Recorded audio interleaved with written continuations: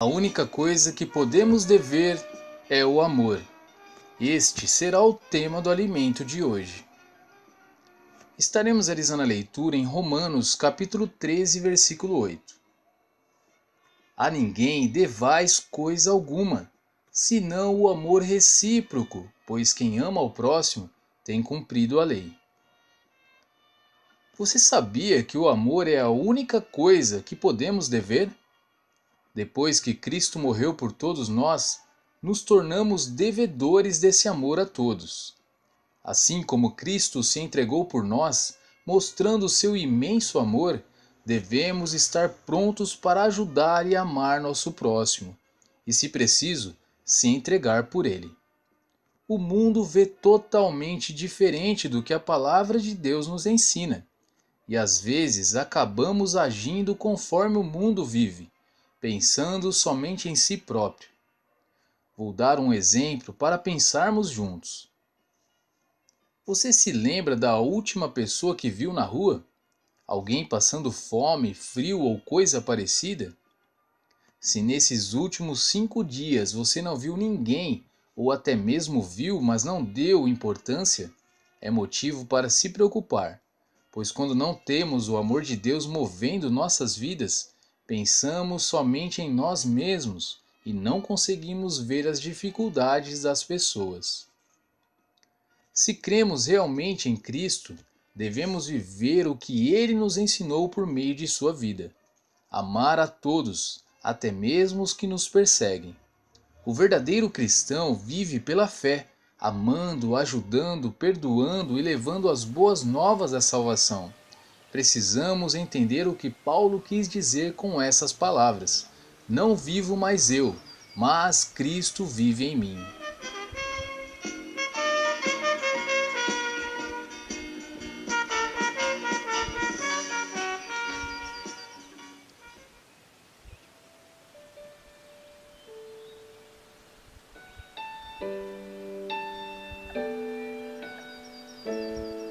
A verdade está unicamente na palavra de Deus. Vamos abrir as Escrituras em Mateus capítulo 28, do versículo 18 ao 20. E chegando-se Jesus, falou-lhes dizendo: É-me dado todo o poder no céu e na terra. Portanto, ide, fazei discípulos de todas as nações, batizando-os em nome do Pai, e do Filho e do Espírito Santo, ensinando-os a guardar todas as coisas que eu vos tenho mandado. E eis que eu estou convosco todos os dias, até a consumação dos séculos. Amém. Se alguém começar a lhe dar um ensino bíblico totalmente fundado na Bíblia, com referências e total harmonia com as Escrituras, importa saber de que denominação, placa de igreja essa pessoa é? A denominação de todo cristão deve ser Cristo. Paulo já presenciou o início dessa subdivisão quando os irmãos começaram a afirmar: eu sou de Paulo e outro, eu de Apolo. 1 Coríntios capítulo 3, do versículo 1 ao 23. Ninguém pode pôr outro fundamento além do que já está posto, o qual é Jesus Cristo. Agora, se uma pessoa vem com um ensino que não tem base bíblica e até contraria o que a Bíblia afirma, ela deve ser questionada e corrigida pela própria palavra de Deus. E se sua conversão for verdadeira, ela reconhecerá o erro. A única coisa que pode dividir pessoas que se denominam cristãs é o fato de não estarem seguindo as Escrituras conforme deveriam. Às vezes nascemos em um segmento religioso e, por vários motivos, normalmente sentimentais, queremos ficar ligados a eles, mesmo quando eles contrariam os ensinos deixados por Deus na Bíblia. Sempre gosto de trazer à memória os nossos irmãos bereanos, que ao ouvirem Paulo anunciando a palavra de Deus, confirmaram nas Escrituras se era de fato daquela forma.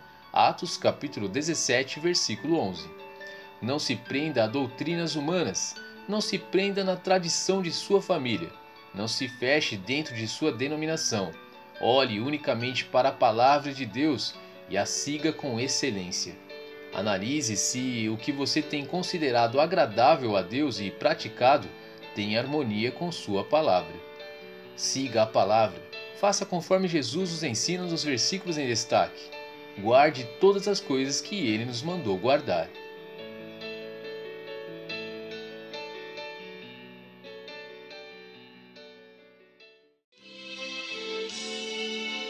A verdadeira adoração. Vamos abrir as Escrituras em João, capítulo 4, versículo 24. Deus é Espírito, e importa que os que o adorem em espírito e em verdade. A adoração verdadeira não está associada às circunstâncias de nossas vidas, mas em nossa condição espiritual, em nosso relacionamento com Deus.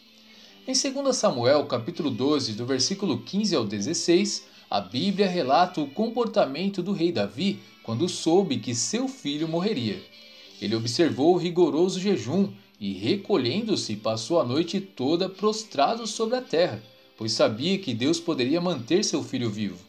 Mas os planos de Deus eram outros, e vemos claramente que Davi os compreendeu quando lemos as Escrituras em 2 Samuel capítulo 12, versículo 20, onde está escrito que ao perceber que seu filho havia morrido, Davi se levantou da terra, lavou-se, ungiu-se e mudou de vestes, e entrando na casa do Senhor, adorou.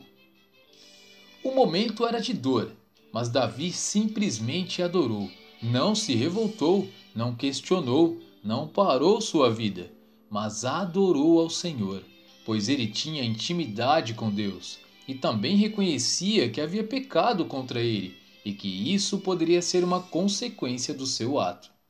Davi compreendeu que aquele acontecimento tinha um propósito em sua vida. Ele sabia que mesmo algo doloroso o edificaria de alguma forma e que o próprio Deus também o consolaria. A forma mais visível de reconhecer um verdadeiro adorador é quando ele adora a Deus no dia mau.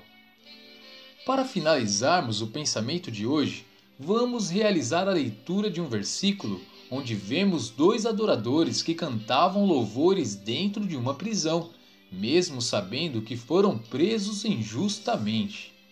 Atos capítulo 16, versículo 25. E perto da meia-noite, Paulo e Silas oravam e cantavam hinos a Deus, e os outros presos os escutavam. Não reclame, não questione, adore ao Senhor, pois tudo o que Ele permite coopera para o bem daqueles que o amam.